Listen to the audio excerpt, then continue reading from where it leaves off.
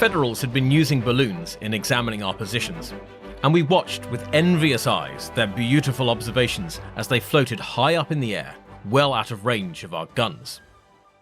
While we were longing for the balloons that poverty denied us, a genius arose for the occasion and suggested that we send out and gather silk dresses in the Confederacy and make a balloon. It was done, and soon we had a great patchwork ship of many and varied hues, which was ready for use in the 7 Days campaign.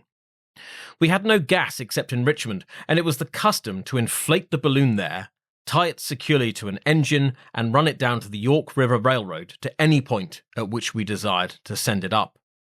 One day, it was on a steamer down the James River when the tide went out and left vessel and balloon high and dry upon a bar.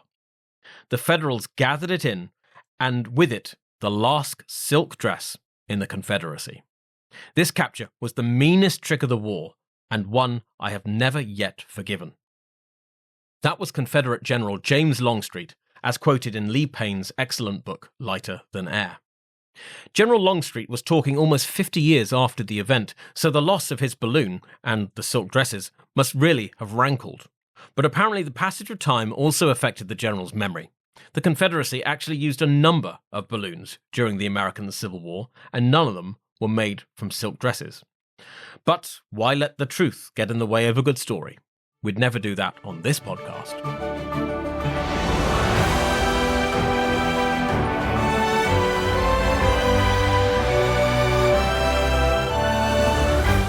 Welcome to episode 3 of Upship, the Airship History podcast.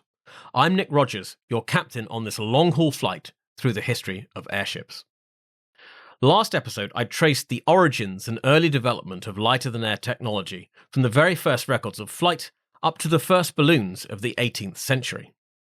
On this episode, we'll look at how balloons were utilised for military purposes, and we'll examine the biggest problem faced by those early aeronauts: how to actually steer in a particular direction. The solution to that problem was the airship, and we will cover the world's first powered flight and the early years of airships.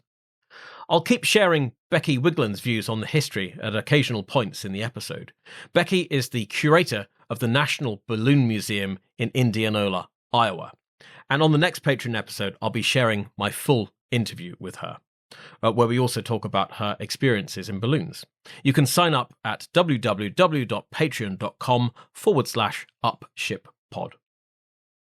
My sources for this episode were Lighter Than Air by Lee Payne, Military, Civil and Naval Airships since 1783 by Daniel George Ridley Kitts, MBE, Early Balloons and Airships by Charles Rivers Editors, Jane's Pocketbook of Airship Development by Lord Ventry and Eugene M. Kolsnick, Airships Past and Present by Captain A. Hildebrandt, and the website of the British Balloon Museum and Library.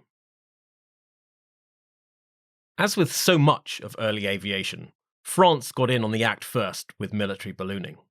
But in between the Montgolfier brothers' first flight and the establishment of the first military balloon unit in 1793, the political order of Europe had been entirely and violently upended. The pomp and the grandeur of the Montgolfier brothers' successful first launch at Versailles in the presence of King Louis XVI in 1783 hid a nation on the brink of turmoil. France, top nation for many centuries, however much it pains me as a Brit to admit that, found itself massively overextended as a result of over a century of almost incessant, eye-wateringly expensive warfare funded by unsustainable borrowing. And this was against a backdrop of bad harvests, rising food prices, and increasing unemployment. Rejecting the king's proposed tax increases, regional parliaments began to flex their muscles, forcing the king to convene the Estates General, an assembly representing the clergy, the nobility, and the commons, in 1789 to decide the matter. Poor King Louis just couldn't catch a break, and disagreements between the royal family and the Estates General led to mass protests, mutiny in the army, and the storming of the Bastille prison in Paris. The National Assembly abolished feudalism and instituted a constitutional monarchy. And suddenly, the royal patent granted by the king to the Montgolfier family paper business didn't seem quite so desirable. By mid-1792, the monarchy had been overthrown, the former king and his family imprisoned, and a national convention governed France. Other European monarchies, shocked by the upheaval and fearful of the threat to the established orders in their own countries, called for the destruction of the revolution and the restoration of the French monarchy. War broke out, initially between France against Austria and Prussia. To the surprise of many, the revolutionary French army held its own against those two dominating military powers. Following the execution of the former King Louis, more of the nations of Europe joined the war against France, including Great Britain, Spain, and the Netherlands. A coalition of terrifying military and financial power stood against the upstart revolutionary regime. It was against this backdrop, with revolutionary France needing to strain every sinew and mobilize every possible advantage against their numerous enemies, that the French government authorized the formation of a military balloon corps, the Compagnie d'Aerostie, in 1794, under the command of Captain Jean-Marie-Joseph Courtel, an engineer and a physicist. And surprisingly, this actually came after a couple of failures of early military ballooning, including in 1793, when the French commander of a besieged fortress tried to get a letter to French forces outside the fort by sending it in a small balloon, but the balloon fell into enemy hands. Captain Courtel's company joined the army of General Jean-Baptiste Jourdan, one of Napoleon's future marshals, which was facing the Austrians on the Belgian border, and within a short space of time, the balloonists were in action, going up on the 2nd of June to observe Austrian movements. But the company's first big test came on the 26th of June, when the Austrians attacked Jourdan's numerically superior forces at Fleurus. Captain Courtel was aloft in his balloon, called l'Entreprenant, for 9 solid hours, observing Austrian movements and sending messages sliding down the balloon's tether cable back to the French headquarters. He was joined for a while by General Morlot, one of Jourdan's divisional commanders. And this was the first battle in history to feature aerial reconnaissance.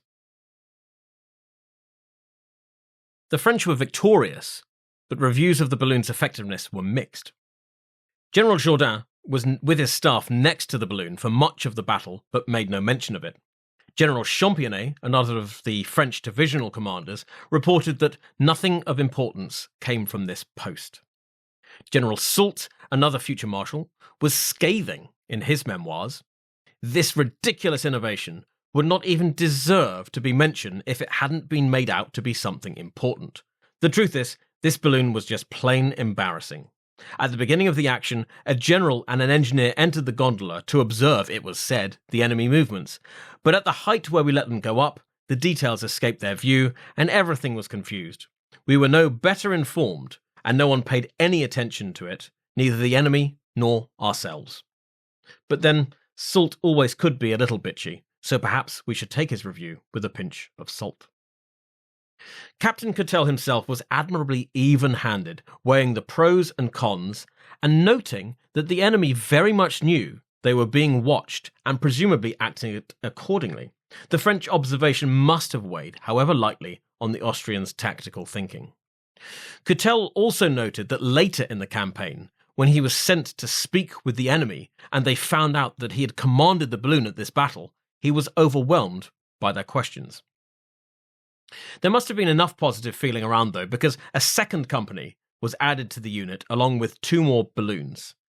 The company together fielded 4 balloons and more than 50 men, along with horse-drawn vehicles for transporting the balloons, portable hydrogen generators, and tents in which to store their equipment. Despite this expansion, though, and although they saw action at the Battle of Mainz, the writing seems to have been on the wall for the company of aeronauts. The French were defeated by the Austrians at the Battle of Würzburg, and the entire First Company was captured, along with their balloon, l'Intrépide, which is still on display at the Austrian Army Museum in Vienna, which is yet more inducement for me to visit that city, as if beer and Wiener Schnitzel weren't enough on their own. Captain Courtel fell ill, and the new company commander clashed with General Lazare Hoche, who forbade the balloonists for going into action for some time. Courtel recovered, was promoted to colonel, and the company then shipped out with General Napoleon Bonaparte's invasion of Egypt in 1797. Tragedy struck, however, at the Battle of the Nile in August 1798. The company had left all their balloons and equipment on board one of the ships of the French fleet, which was fairly comprehensively destroyed by British Admiral Nelson in one of the great battles of the Napoleonic Wars. One balloon company was disbanded in 1799, the other in 1802. Napoleon himself made no attempts to resurrect the unit throughout his reign, although he did show sporadic interest in the potential propaganda value of balloons, and he had one outside Notre Dame for his coronation as Emperor of the French in 1804. The end of the Napoleonic Wars ushered in a period of relative peace in mainland Europe, so opportunities for military ballooning were thin on the ground. One noteworthy event, though, occurred in 1849 during the First Italian War of Independence. The Austrian army, attacking Venice, launched around 200 unmanned paper hot air balloons, each equipped with a 30-pound bomb and a slow-burning fuse, designed to drift towards the city, then drop down into it, whereupon the bombs would explode. Sadly for the Austrians, the plan failed when the wind changed direction, and only one bomb is confirmed to have fallen on Venice itself. Still, this event made history as the first ever aerial bombardment. The next intensive use of balloons in warfare was in the United States during that most bloody of conflicts, the American Civil War.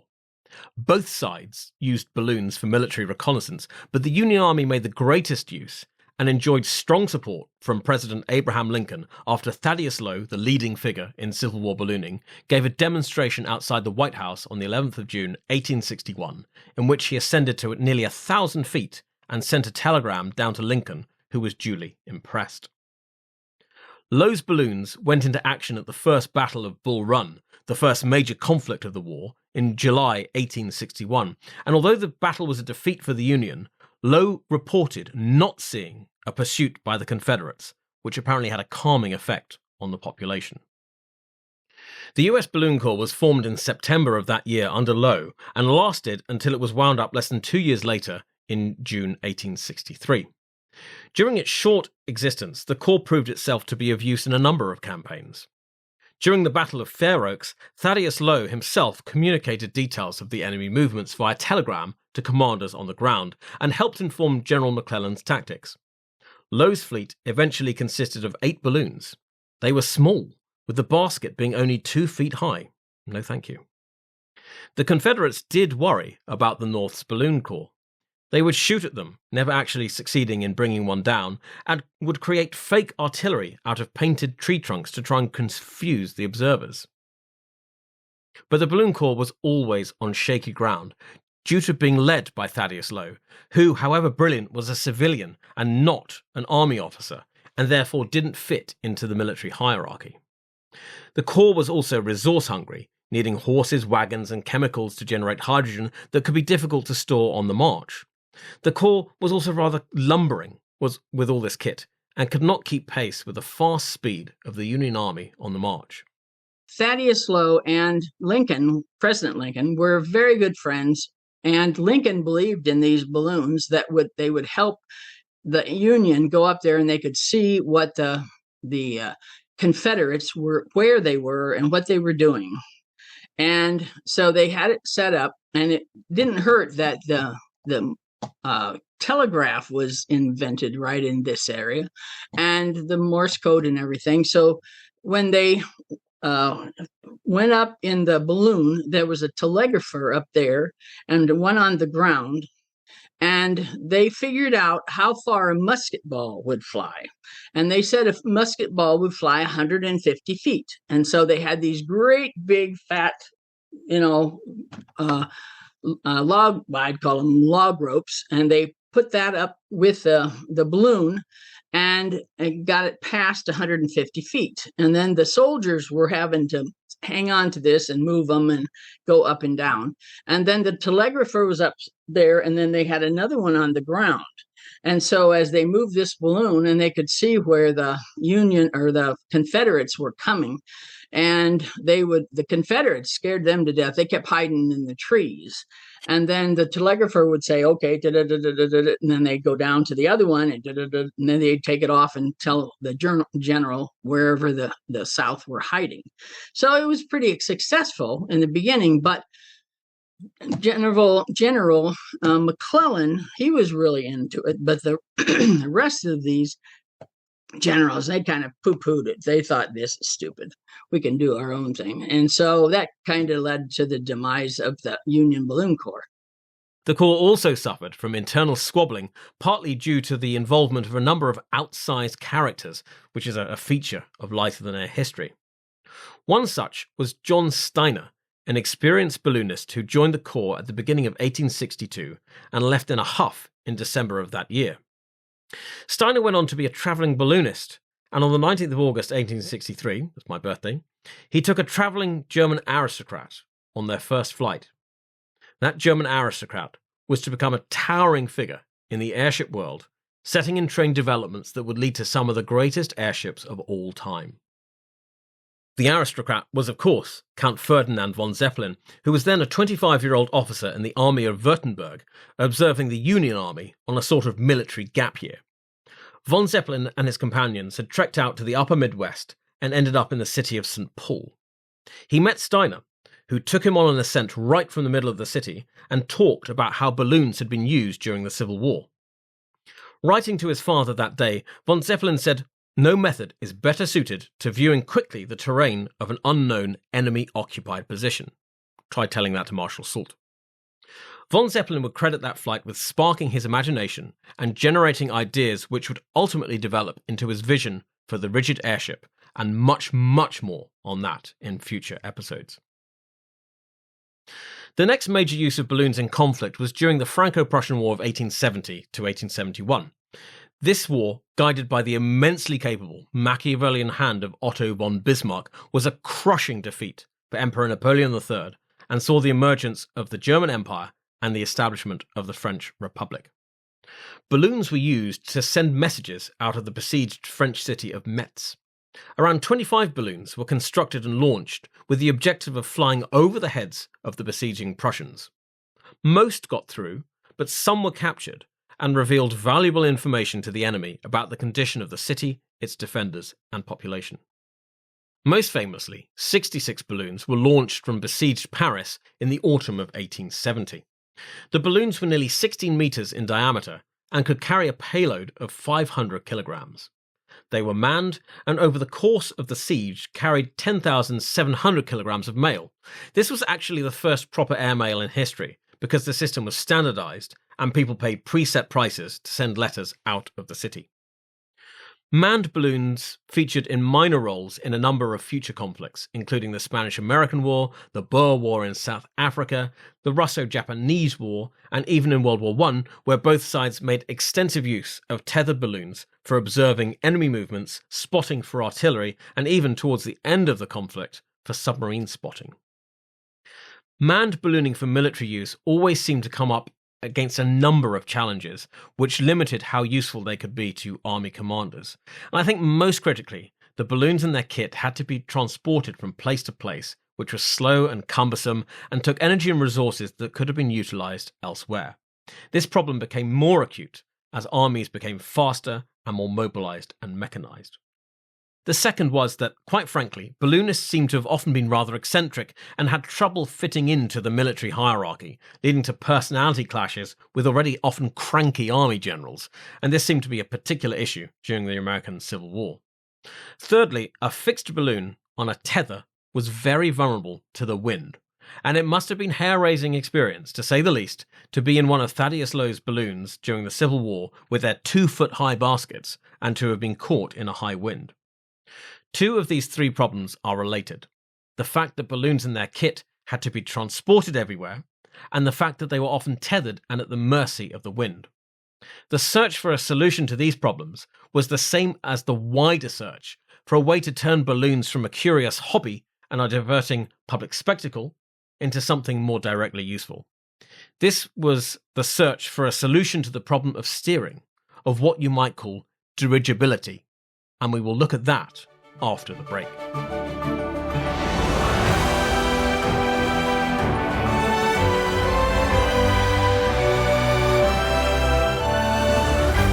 From the very moment balloons were invented, aeronauts tried to come up with ways to direct their flight. Ultimately, what use were aerial vehicles beyond leisure unless you could achieve a flight from one fixed point to another. And Dr. Johnson put it well in 1784, just a year after the first manned balloon flight. These vehicles, he said, can serve no use until we can guide them. I had rather now find a medicine that can cure an asthma. It was clear to those early aviation pioneers that there were actually three problems that were needed to be solved in order to achieve dirigibility. 1. Shape. Round, fat balloons are precisely the wrong shape to push through the air. Although the science of aerodynamics was barely a thing, and wouldn't be until George Cayley identified the four aerodynamic forces of flight, that is, weight, lift, thrust, and drag, Isaac Newton had posited a theory of air resistance in 1729, so some of the principles were known, and it was understood that round fat balloons had a high air resistance. 2. Pressure. Early hydrogen balloonists realized that as their balloons rose, the gas expanded as the air pressure around it fell, and this led to some hair-raising moments, such as when the Duc de Chartres had to poke holes in the balloon he was flying to prevent the hull from bursting. 3, and the most tricky, propulsion. Even if you could get the shape right and stop your aircraft from bursting, how would you actually move it through the sky? The first two problems were solved remarkably quickly. The same year that the Montgolfier brothers' balloon took to the skies, 1783, a French military officer and engineer named Jean-Baptiste Meunier unveiled his design for a steerable, dirigible balloon. It was really quite an advanced design for the time. It included an elongated, more streamlined envelope that looked more like an egg, an internal ballonnet within the envelope filled with a hand pump to vary the weight of the airship, and which also would have dealt with the problem of pressure as the hydrogen gas expanded and contracted. 260 feet long, and with a gas capacity of 2 million cubic feet, it would have been powered by 3 propellers, driven by 20 men on basically a gigantic hand crank. And incidentally, this was actually the first use of propellers in aviation. It also had fins on the rear to control the craft's direction. Although in 1783 they simply did not have the ability to build such an aircraft, its basic design elements were features of pretty much every airship ever since. So I believe that Meunier really can be credited as being the inventor of the airship. He was killed 10 years later, fighting for France in the Revolutionary Wars at the Siege of Mainz, an action where our old chum Captain Cottel was present, using his balloon to observe the movements of the Austrian army. The third problem, that of propulsion, was the most fiendish to solve, and various outlandish solutions were proposed, some of which we've actually already seen. Francesco Lana de Terzi's 1670 vacuum airship made use of a sail, like a surface ship. Bartholomew de Guzman's design utilised a vague system of magnets. And at the beginning of the last episode, we heard about Blanchard and Jeffrey's flight across the English Channel. They brought along silk oars to row through the air. Of course, these were completely useless and were thrown overboard to save weight. A very popular suggestion was the use of trained birds, and there are some wonderful paintings of balloons being pulled through the air by teams of tethered eagles. Obviously, all these ideas were completely outlandish and would never have worked. They seem to me to have often been deliberate flights of fancy, with the sole objective of inspiring cool paintings like those of the balloon eagles. The world had to wait nearly 70 years for someone to crack this problem, or at least to begin to crack it. That person was French, obviously, engineer and inventor named Henri Giffard. Giffard was a whiz with steam engines, which had been around in commercially useful forms for about 150 years, but until then had been too heavy to use in aircraft. Giffard knew that a light steam engine was his best bet for propelling an aircraft. He constructed a 3-horsepower steam engine powering a 3-bladed propeller and slung it under a 44-metre-long elongated hulls with pointy ends and a triangular sail at the stern to act as a rudder. In front of a large crowd, the 27-year-old Giffard climbed into his airship at the Paris Hippodrome next to the Arc de Triomphe for its first flight on the 24th of September, 1852. And let's take a moment to appreciate the absolute balls of steel that man must have had. Not only was he about to very publicly take off in an experimental aircraft with a tiny gondola, no parachute or other safety systems, and no real knowledge of what would happen once he got airborne, but said aircraft was inflated with 88,300 cubic feet of highly flammable hydrogen gas, under which was slung a coke-burning steam engine that would emit significant amounts of sparks and cinders as it chugged along. Lesser men would have called in sick. Nevertheless, Giffard lifted off in near-perfect conditions with only a light breeze and headed southwest. His steam engine drove him along at a sedate 6 miles an hour, so he had plenty of opportunities to admire the Parisian scenery as it unfolded beneath him. He tried a few manoeuvres and found that he could not fly against even the very little wind that was present, but that he could turn in wide, slow circles. He flew for a total of 3 hours and touched down at Elancourt, 70 miles away from his starting point. And imagine how absolutely thrilled he must have felt. I've often considered it rather shameful that Giffard's name is so little known these days. Outside of the small community of airship nerds, I doubt anyone has really heard of him. Yet his achievement is real and significant. He made the first powered flight in human history. So when you next pour yourself a drink, take a moment to raise a glass to the memory of a true aviation pioneer, Henri Giffard. Sadly, he had a rather tragic end. Having had no real luck with his airships, he manufactured a series of hydrogen balloons, including the largest ever that carried 52 passengers aloft at the 1878 World's Fair. Depressed by failing eyesight, Giffard committed suicide at the age of 57 in 1882, 30 years after his pioneering flight across Paris. Next time you're in London, pop to the Science Museum in Kensington, where you can see a little model of his airship.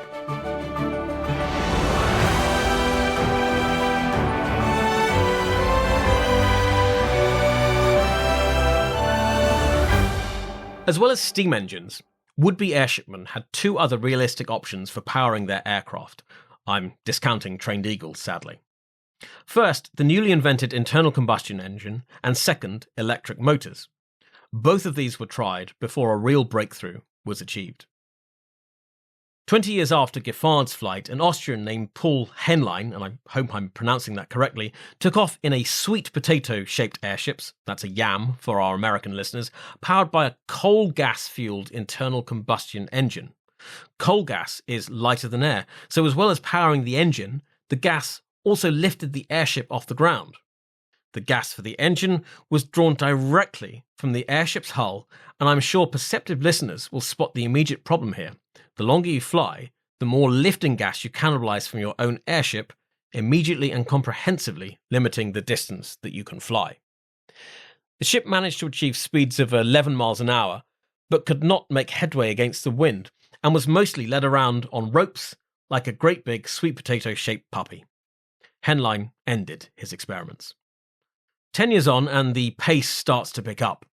Reading the history, I really get a sense of restless minds looking at what had done before and just knowing that somewhere out there was a solution to this problem of propulsion, and that all it would take to find that solution was a bit of trial and error, however tentative or sometimes dangerous.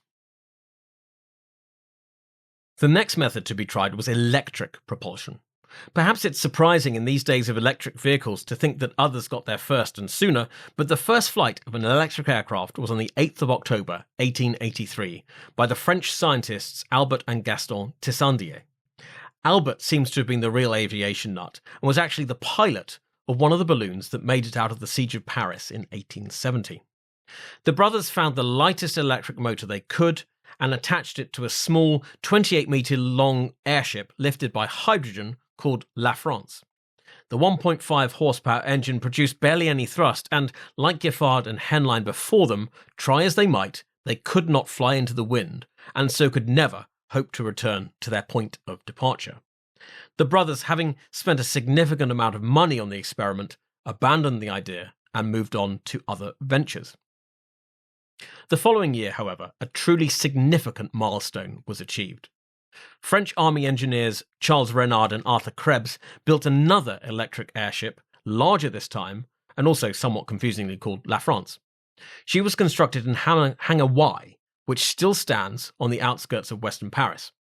On the 9th of August 1884, Renard and Krebs took off on La France's maiden voyage. She answered her controls well, and they found that she could fly against the wind.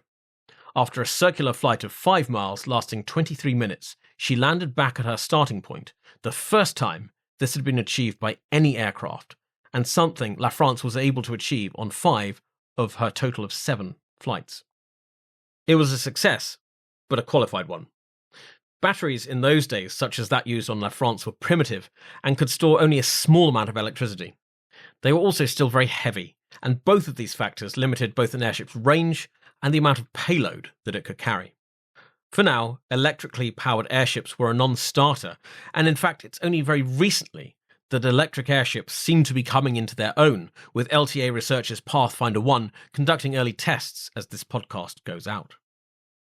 It wasn't until the following year that the real solution to airship propulsion was identified, the lightweight petrol internal combustion engine invented by Gottlieb Daimler. Finally, here was a means of propulsion that gave enough power while being light enough to be lifted into the sky. The theologian, author and publisher Dr. Karl Wolfert attracted Daimler's attention with his series of experimental human-powered airships. A prototype built in 1888, featuring a Daimler engine, handled well, but was underpowered, so Wolfert built up some more cash and had another attempt in 1897. This time, the Kaiser himself was interested and sent a delegation to watch the first flight of Wolfert's new airship, aptly named the Deutschland. Taking off on the 12th of June 1897 from Tempelhof Field in Berlin as one of the attractions of the Berlin Trade Fair, Wolfert and his mechanic Robert Knabe climbed to 3,000 feet and headed out west across the city. But very quickly, disaster struck. The Berlin Tageblatt newspaper describes how. Scarcely had the attempts at propulsion been begun when a violent explosion shook the air. Basket and balloon were at once wrapped in flames, and the blazing mass was soon falling to the earth with ever-increasing speed. Wolfert and Knabe were killed, achieving the dubious honour of being the first people killed in an airship accident. The ignition system for their Daimler engine used a naked flame. The engine was slung too close to the hydrogen-filled gas bag and, well, the inevitable happened. Wolfertstrasse, near the crash site, is named in Dr. Wolfert's honour. Again, we have to marvel of the bravery of people like Wolfert, who were willing to risk their lives in untested new aircraft in order to advance the science of aviation. A few months later, Tempelhof Field saw the launch of another experimental airship of a highly unusual design. Brainchild of Hungarian timber merchant David Schwartz, who had built an unsuccessful airship while working in Russia, the Schwartz ship was clad in an aluminium rather than cloth and looked like the Tin Man from The Wizard of Oz, being a tube with a sort of cone on the end. Schwartz actually died before the ship was ready, but his highly capable widow, Melanie, worked with manufacturer Karl Berg to complete the ship. The airship was to be tested for the Prussian Balloon Corps, who were so dubious about its ability to fly, or even to get off the ground, that they refused to supply a trained pilot. And in a somewhat self-defeating move, the pilot selected, a soldier named Ernst Jägels, had never flown anything before in his life. Quite how they expected poor Ernst to learn on the job like this is not captured by the sources. Much to the surprise of the Prussian Balloon Corps, the airship did indeed rise to about 1,500 feet once the mooring ropes were let go. But very quickly, the two leather drive belts for the Daimler petrol engines began to slip off their mountings, and the airship found itself drifting without power. An experienced balloon or airship pilot would have been able to land the ship as they would a gas balloon, but Ernst Jägels, who must have been scared witless, could only think of landing as quickly as possible. He threw open the gas valve to release hydrogen, and the ship, rapidly gaining weight, basically fell out of the sky. I'm pleased to report that Jägels jumped before the airship hit the ground and escaped unscathed. It's not known whether he ever flew again, and I'd be astonished if he did. But the ship was damaged beyond repair, and Melanie Schwartz abandoned the project. It is said, although I cannot find corroboration, that Count von Zeppelin himself witnessed the crash of Schwarz's airship. Zeppelin was at the time working on his own airship designs, and there's an ongoing conspiracy theory that he stole Schwarz's ideas, but there's no evidence to back this up. It may seem that the history of early airships was nothing but a series of failures and disasters, of madcap inventors with their crazy schemes, wasting time and money in the pursuit of objectives of dubious value. I have to say, I do not agree with that analysis at all. I applaud the courage and pioneering spirit of these men. It goes back, I think, to that urge to fly I was talking about in the previous episode. Men like Karl Wolfert, who spent years and years and bundles of money on his airships, must have felt a pull into the air so strong as to be impossible to resist. If you're listening to this podcast, I expect you can relate to that. I know I certainly do. And besides, with each experiment, with each failure, with each accident, humankind learned a little bit more about what made for good airship design. The basic elements were there, but it needed someone to bring them all together successfully, and to do so in a way that captured the imagination of the public and of national governments. That man was, for a change, not French, although he lived and worked in France, but he was a Brazilian, to this day one of Brazil's great national heroes. His name was Alberto Santos Dumont, and he will be the subject of our next episode. That's it for today's episode, but please do stick around for a sneak preview of the next Patreon episode, which is the full interview with Becky Vigeland from the National Balloon Museum in Indianola, Iowa. We talk about some of the history of ballooning and early airships, as well as her own ballooning adventures. You can sign up to the Patreon at www.patreon.com/upshippod. Please remember to email the podcast with your thoughts, questions, and comments at upshippodcast@gmail.com. You can find us on Instagram, Facebook, and Twitter at upshippod. I hope you enjoyed your flight with us today. Please remember to like, subscribe, and review, and join me next time for more aerial adventures on Upship, the Airship History Podcast.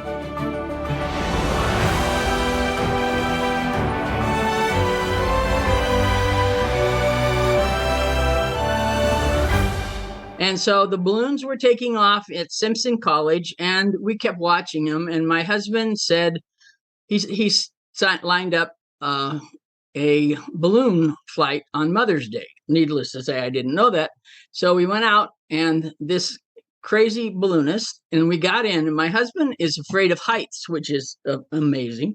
Interesting. And we got in, and well, first thing I should have known we were in trouble because the inflator fan broke, and so we had to do this thing called huffing, which is you move the balloon up and down till you get the air in.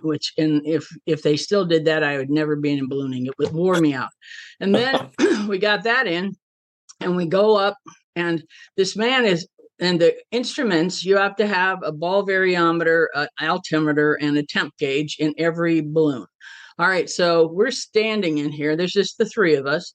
And we were always in the way of him looking at his temp gauge. So I said, "Where would you like us to stay?" And he puts his long leg over the side, so he's straddling it like a horse. And I thought my husband was going to pass out. And he's got a white fingered grip on the sides. And I'm thinking, oh, golly. And then we get up and the clouds move in, and you cannot see anything but the shadow of the balloon on the cloud. Now, technically, you're not supposed to get into the clouds because no one can see you like a jet or an airplane or something. And somehow we didn't pass that. And we were in there, and I'm thinking, oh, dear. And so he said, well, just keep flying until we get a little opening. And I kept thinking, oh, good. And Jerry's about white. And so finally we get a little opening and we come down. And so we're below the clouds. And of course, the chase crew can't see us because we're in the clouds. So they have no idea where we are. Yeah. So, oh, yes, it's exciting. And so those days, they were using CB radios. So he's CBing, and they finally find us and wrap it up. And the whole thing. And I'm thinking, oh, Jerry's never going to go for that. And the next day we ordered a balloon.